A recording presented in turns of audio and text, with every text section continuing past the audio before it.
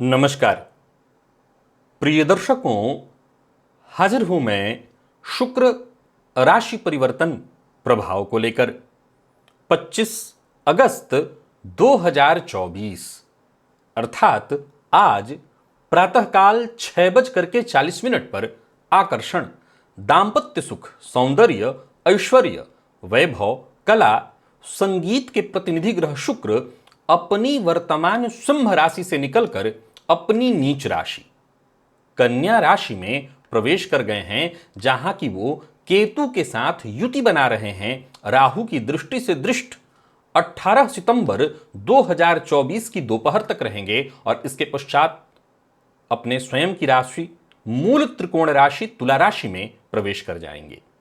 मेष से लेकर मीन राशि पर्यंत प्रत्येक राशि के जातकों के लिए शुक्र का यह गोचर कैसा प्रभाव लेकर के आ रहा है, आइए इस विषय पर हम चर्चा करें।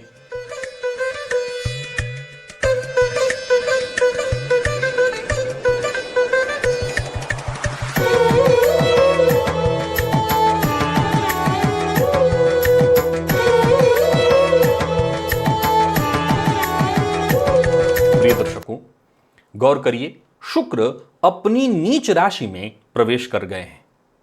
अब देखा जाए तो मैं सदैव कहा करता हूं कि जैसे उच्च का ग्रह बलवान होता है, वैसे ही नीच का ग्रह भी बली ही होता है, वो कमजोर नहीं होता।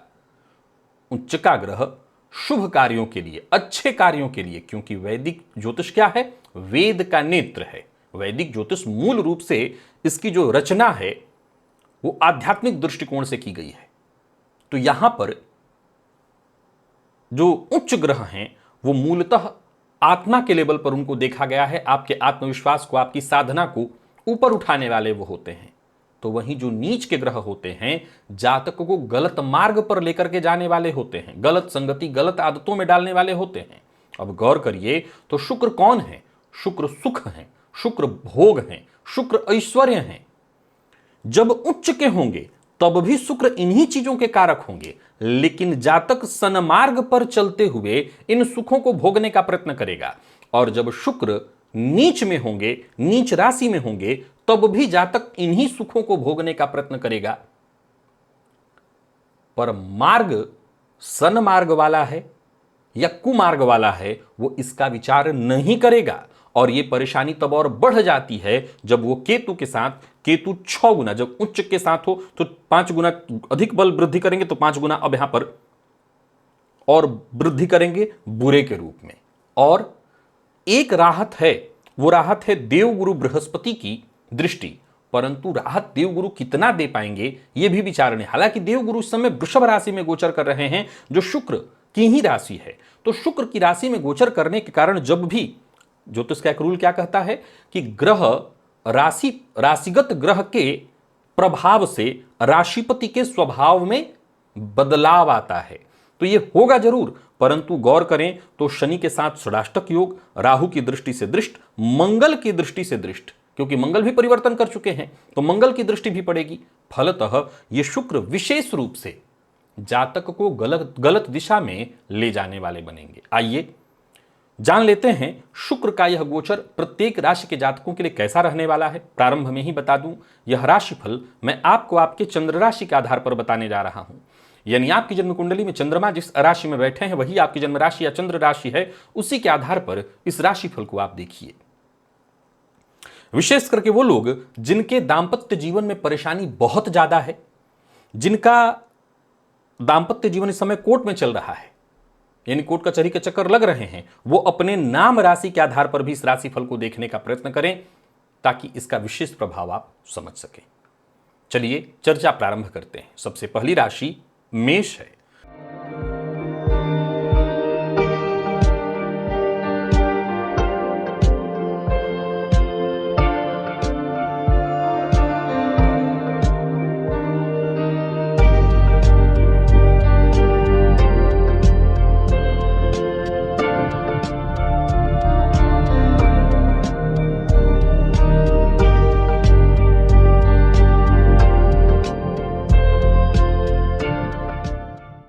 मेष राशि के जातकों के लिए शुक्र का यह गोचर आपकी राशि से छठे में होने जा रहा है। अब गौर करिए, तो शुक्र अगर छठे में है तो यहां पर इनको कारक ही माना गया है। जैसे 12वें में शुक्र कारक होते हैं वैसे षष्ठ में भी कारक होते हैं, परंतु यहां पर शुक्र की जो उपस्थिति है वो कई तरह की परेशानियां आपको दे देंगी। क्यों?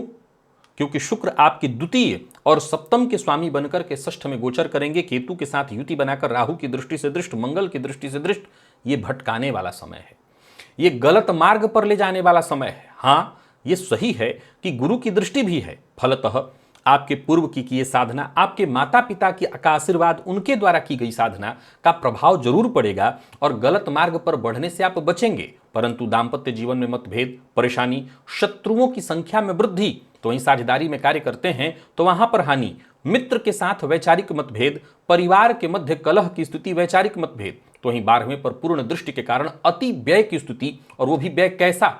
गलत कार्यों पर, गलत खान पान, गलत आदत, गलत आचरण पर आपका व्यय होगा। यात्रा में हानि की प्रबल संभावना, तो वहीं स्वास्थ्य में भी प्रतिकूलता दिखाई पड़ रही है और दांपत्य जीवन पूर्ण रूपेण कलहपूर्ण होने की संभावना है। इस गोचर काल के दौरान पराई स्त्री से, पराई पर पुरुष से, विशेषकर स्त्रियों की ही बात यहां है, शुक्र की चर्चा चल रही तो पुरुषों के लिए कहूंगा, पर स्त्री से दूर रहने का प्रयत्न करिए, अन्यथा आप किसी मुसीबत में पड़ेंगे, किसी न किसी तरह के भयंकरतम रोग को भी आप निमंत्रण दे बैठेंगे और इस गोचर के चलते बहुत परेशान होंगे।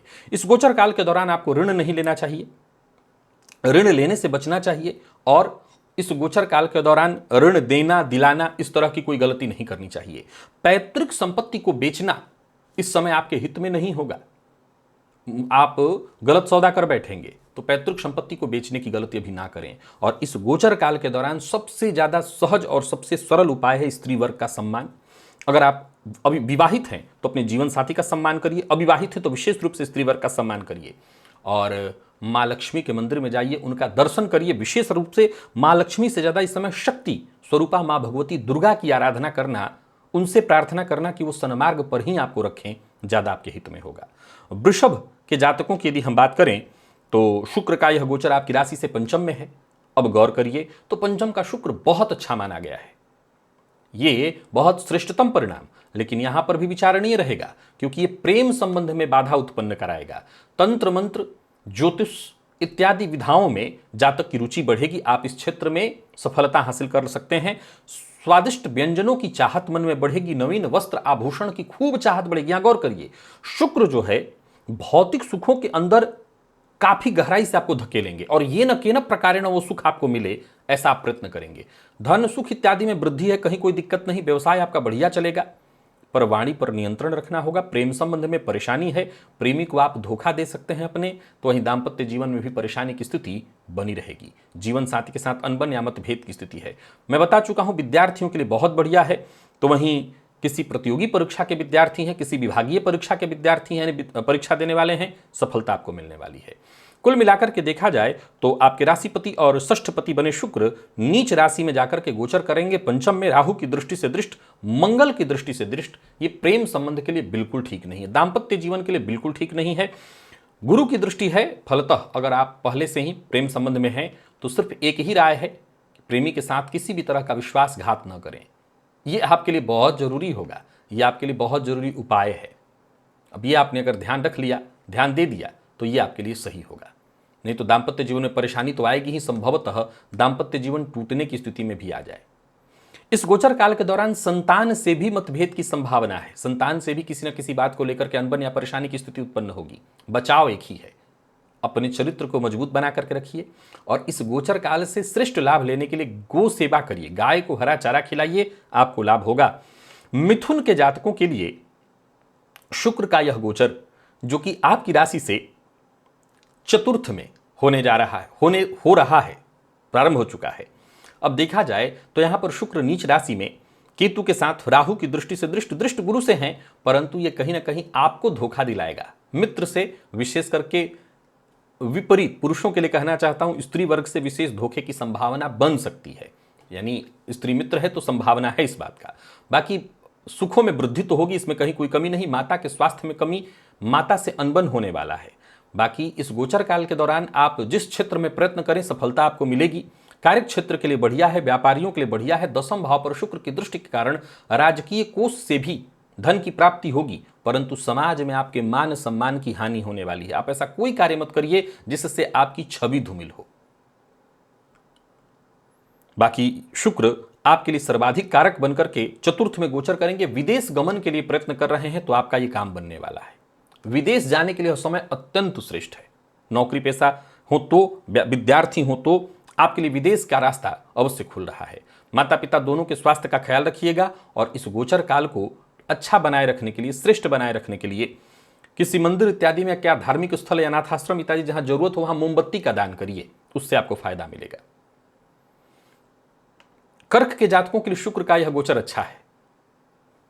तीसरे भाव में होने के कारण यहां श्रेष्ठ परिणाम की स्थिति उत्पन्न होगी। आपके लिए वृद्धिदायक समय है। ये पराक्रम में वृद्धि, शत्रुओं पर विजय, संचित धन में वृद्धि, भोग विलास की सामग्रियों में वृद्धि, भाई बहनों से सुख की प्राप्ति, विद्या के क्षेत्र में आपको विशेष लाभ, पुरुषार्थ के बदौलत हर तरह सफलता, भाग्य की वृद्धि, यानी कुल मिलाकर के देखें तो यह समय आपके लिए बहुत बढ़िया उपयुक्त है।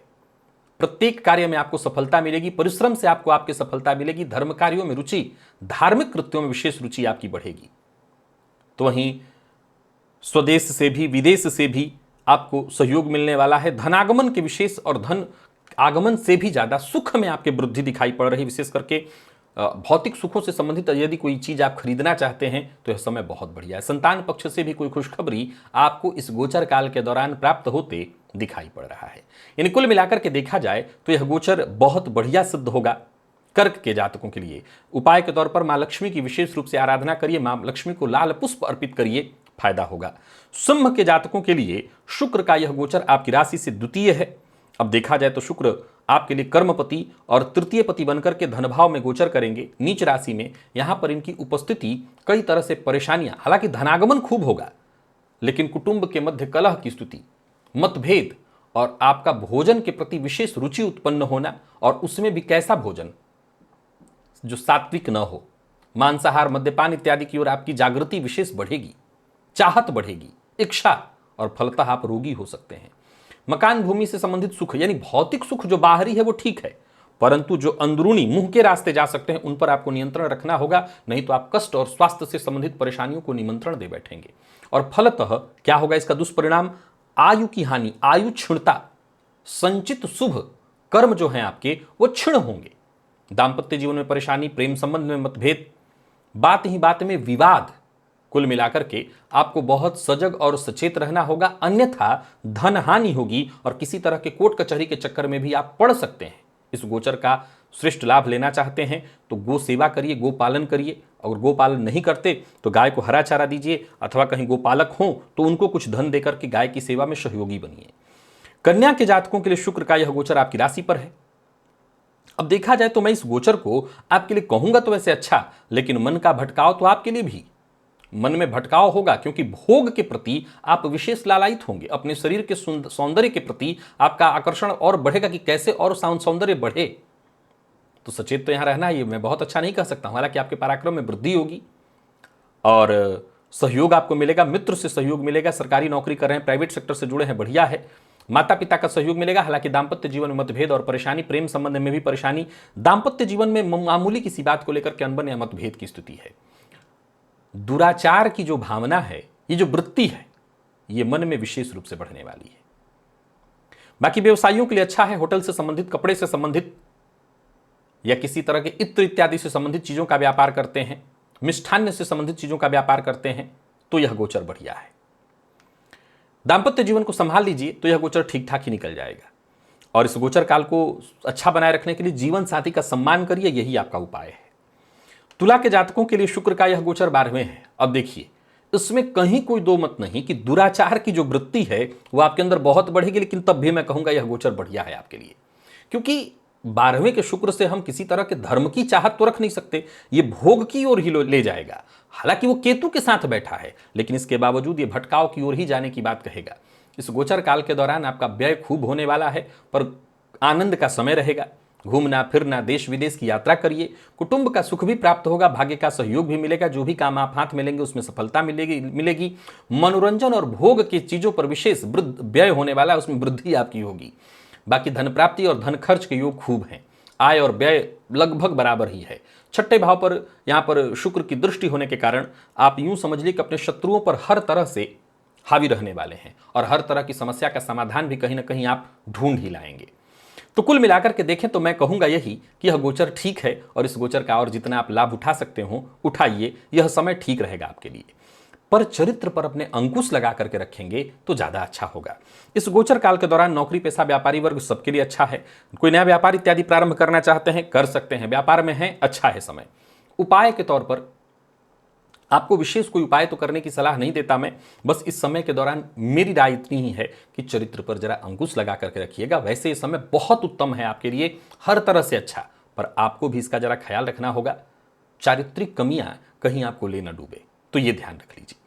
बाकी उपाय के तौर पर एक काम और आप करिए, आप लाल पुष्प देवी को अर्पित करिए, मां लक्ष्मी के मंदिर में अर्पित करिए और घी का दिया जलाइए, लाभ होगा।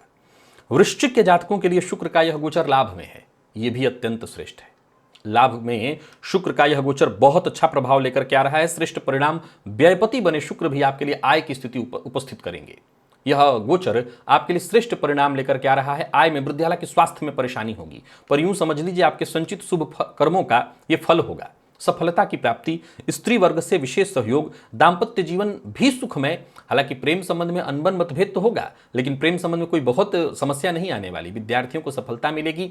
संगीत के फील्ड से जुड़े विद्यार्थियों के लिए यह समय उत्तम है। गायन के फील्ड से जुड़े हुए हैं तो मान सम्मान में वृद्धि, हालांकि ये न केन प्रकारेण आप अपना नाम मान सम्मान बना लेंगे, पर ठीक है। मान सम्मान से मतलब है संतान के साथ मतभेद की स्थिति दिखाई पड़ रही है, संतान से दूरी दिखाई पड़ रही है, तो ये जरूर ध्यान रखिएगा। बाकी यह गोचर बहुत बढ़िया है, लाभप्रद है आपके लिए। वृश्चिक के जातक इस गोचर का खूब लाभ ले सकते हैं भौतिक सुखों के रूप में। धार्मिक आध्यात्मिक इसका कोई महत्व नहीं, भौतिक सुखों के रूप में आप इसका खूब लाभ उठाइए। इस गोचर को और बढ़िया बनाने के लिए शिव मंदिर में जाकर के शिवलिंग पर सफेद पुष्प अर्पित करिए, भोलेनाथ से प्रार्थना करिए, बाकी सब कुछ अच्छा है। और धनु के जातकों के लिए गोचर दशम में है।